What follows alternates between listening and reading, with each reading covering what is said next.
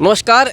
इस समय हमारे साथ एक दोस्त आए हुए हैं। हमारे दोस्त यानी कि नेपाल से हैं, जैसा कि इनकी वेशभूषा से पता चलता है। और नेपाल भारत का दोस्त रहा है, भारत का ही एक हिस्सा रहा है। कभी इसे भारत में विलय करने का प्रस्ताव भी रखा गया था वहाँ के राजा द्वारा, लेकिन उस समय तत्कालीन प्रधानमंत्री जवाहरलाल नेहरू द्वारा इसे मना कर दिया गया। लेकिन भारतीय सभ्यता और संस्कृति ही वहाँ पर चलती है। हिंदू धर्म वहाँ का प्रमुख धर्म है। तो आइए अपने दोस्त से जानते हैं कि वहाँ के क्या हालात है, क्योंकि कोई वीज़ा पासपोर्ट नहीं लगता नेपाल जाने का, तो बड़ा सरल है वहाँ पर जाना। हाँ जी, नाम? मेरा नाम है पुष्पजंग हमाल। पुष्प भाई, नेपाल में किस प्रकार के हालात चल रहे हैं और भारत के प्रति नेपाल के लोगों की क्या मानसिकता है? अरे भारत के लिए तो बहुत अच्छी है, क्योंकि हमारे नेपाल के आधा में आधा से चाहिए नेपाली को चाहिए रोजगार से भारत में मिलती है। भारत में ही आगे से गुजरा चलती है।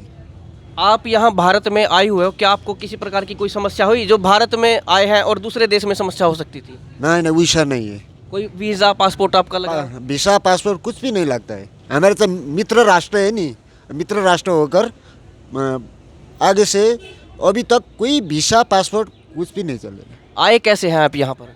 हम गाड़ी से नेपाल से चाहे हाम्रो चाहिँ बॉर्डर रुपैडिया बॉर्डर से वहाँ से चाहिँ गाड़ी से चाहिँ पहले बिहार में गए होंगे आप?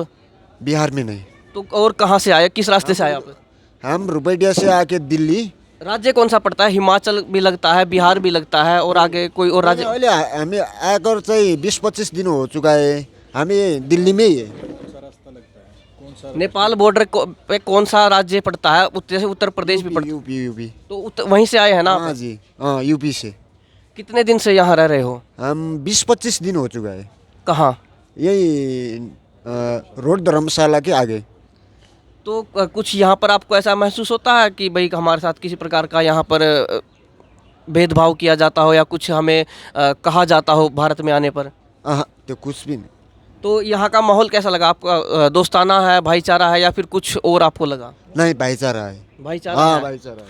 अच्छा, ये प्रस्ताव भी रखे गए थे कि नेपाल को भारत में विलय कर दिया जाना चाहिए, इस पर आपका क्या कहना है? ऊ त चाहिँ वो राजनीतिक चाहिँ कुरा है। वो राजनीतिक माहौल में चाहिँ हामीले त बोल्न त अब अच्छी नहीं है। ये बातें कही गई थी कि यदि नेपाल भारत में शामिल हो जाता है तो जो कभी फायदे जम्मू कश्मीर को दिए गए थे, जो दर्जे दिए गए थे, जो सुविधाएं दी गई थी, वो नेपाल को दी जाएंगी। यदि दी जाए तो दिया तो अब हमको चाहिए। हम तो छोटा से चाहिँ बच्चा है, हमले बोलेगा तो नहीं हो जाएगा। वो तो चाहिँ अब बड़े लोग है, वो बड़े लोग को चाहिँ समझना चाहिए। प्रधानमंत्री कौन है आपके? हमारा प्रधानमंत्री अहिले चाहिँ पुष्पकमल दाहाल प्रचंड है। हाँ जी। वहाँ का राजनीतिक माहौल क्या है भारत के प्रति? राजनीतिक माहौल तो ठीक है, अच्छा ही है। हिंदू राष्ट्र को लेकर बड़ी मांगे हुई अभी नेपाल में, बड़े प्रदर्शन हुए। हाँ जी, हिंदू राष्ट्र के लिए चाहिँ बहुत प्रदर्शन हो गया। सबसे ज़्यादा हिंदू रहते होंगे, कितने प्रतिशत हिंदू है नेपाल में? लेकिन 100 में चाहिँ 75% चाहिँ हिंदू रहते हैं, बाकी 25% मात्रै अलग और रहते हैं। और वहाँ पे घूमने लायक क्या क्या जगह है नेपाल में? घूमने लायक की तो बहुत बड़ा है। पशुपतिनाथ है, और जैसे उधर चाहिँ धौलागिरी पर्वत है, सगरमाथा है, और जैसे नेपाली खस भाषा की उद्गम स्थल हाटसिजा है, कनका सुंदरी माई।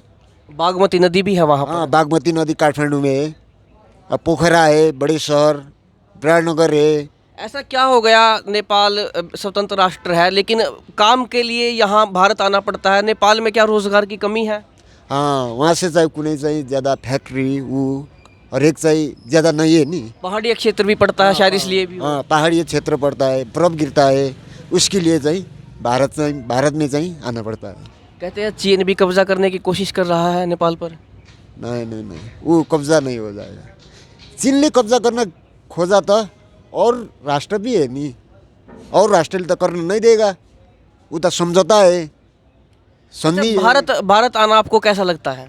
भारत आना चाहिँ आफ्नै चाहिँ मित्र राष्ट्र है, अपने घर जैसा है, हम बहुत अच्छा लगता है। यहाँ आप अकेले आए हैं, कोई भाई बंधु है आपके साथ? भाई बंधु है, हम 16-17 जना चाहिँ 18 जना है।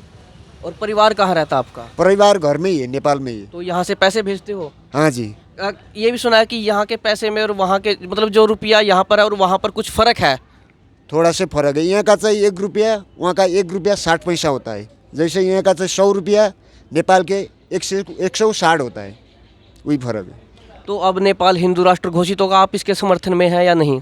वो तो हम नहीं बोलेंगे। नहीं बोलेंगे, वहाँ पर समस्या हो सकती है। हाँ, वहाँ पर चाहे कुछ भी चाहे हो सकती है, वो चाहे हम नहीं बोलेंगे। नेता क्या इसी नाम पर वोट मांग रहे हैं नेपाल में कि हिंदू राष्ट्र बनाएं? क्योंकि लगभग सभी नेताओं को हम देख रहे हैं, सभी हिंदू राष्ट्र की बात करते हैं, कहीं शांति पाठ हो रहा है, कहीं मंत्रोच्चार हो रहा है।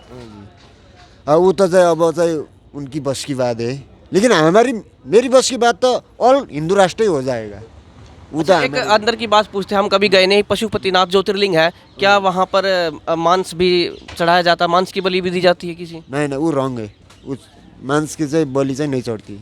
पवित्र स्थल है। हाँ, पवित्र स्थल है। वो मानव को चाहे बलि नहीं चढ़ा जाती है, वो बहुत पवित्र स्थल है। चलिए, राजनीतिक माहौल आपने बताया, लेकिन सामाजिक माहौल कैसा है वहाँ का?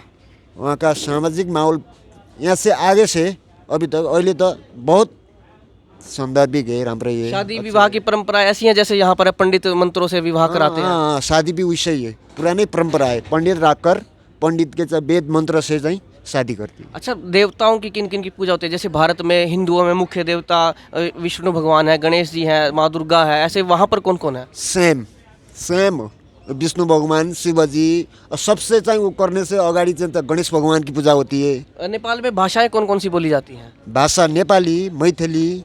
काठमांडू के क्षेत्र में कौन सी भाषा है? काठमाडौँमा त टोटल है, ल मेन राजधानी है। राजधानी में चाहिँ टोटल पहाड़देखि लिएर सब लोग चाहिँ पढ़ने के लिए। अच्छा, टूरिस्ट प्लेस है तो वहाँ पर उससे तो कुछ आमदनी होती होगी? आमदनी होती है।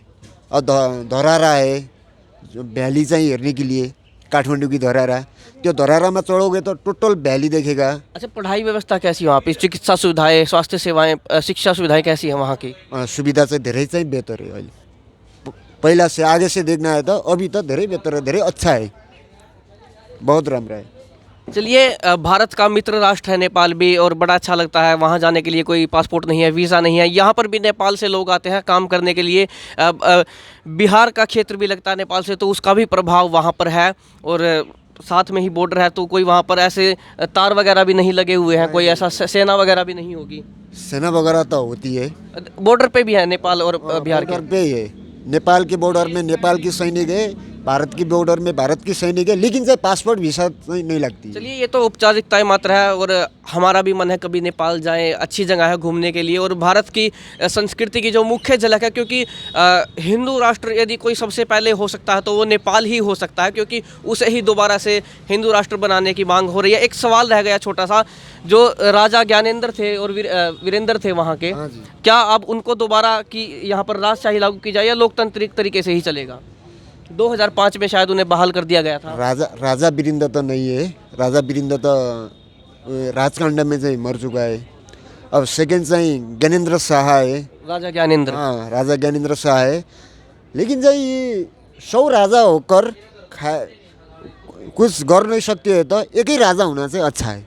चलिए, मतलब आप चाहते हैं कि जो सरकार चल रही है वो ठीक है, बजाय राजशाही के जो राजाओं का शासन था। हाँ, राजाओं का शासन में चाहिँ एक ही राजा थे, एक ही राजाले चाहिँ चलता था। अभी चाहिँ त्यसमा चाहिँ 1000 राजा है, 1000 राजा के काम चाहिँ अच्छी नहीं है। 2005 में जब उन राजाओं को बहाल कर दिया गया था, हटा दिया गया था, तब पहले प्रधानमंत्री कौन बने थे उस समय? उस समय में चाहिँ सुशील कोइराला नहीं है। सुशील कोइराला थे, शायद वो प्रसिद्ध अभिनेत्री मनीषा कोइराला के पिता हैं, जैसा आप हाँ बताएं। जी, हाँ, मनीषा कोइराला की पिता सुशील कोइराला थे। चलिए, नेपाल से बहुत सी अभिनेत्रियां भी हुई हैं। माला सिन्हा का बड़ा नाम था 1970-60 के दशक में, उसके बाद रंभा का 1990 के दशक में बड़ा नाम था, मनीषा कोइराला का 90 के दशक में, और 2000 के आसपास बड़ा नाम हुआ था। तो बड़ी फेमस हीरोइन थी। नेपाल से बहुत कुछ मिला है भारत को, और भारत के छोटे भाई की तरह नेपाल रहा है, तो बड़ी अच्छी जगह है। और हमने ये भी जाना कि नेपाल के हालत कैसे थे, कहाँ कैसी वहाँ की स्थिति है, कैसी वहाँ के लोगों की हमारे प्रति मानसिकता है। तो आपका इस वीडियो पर क्या कुछ कहना है वो हमें कमेंट बॉक्स में ज़रूर बताएं, अपनी राय ज़रूर दें, और वीडियो को ज़्यादा से ज़्यादा शेयर करें अपने सहयोगी के साथ। मैं अभिमन्यु शर्मा।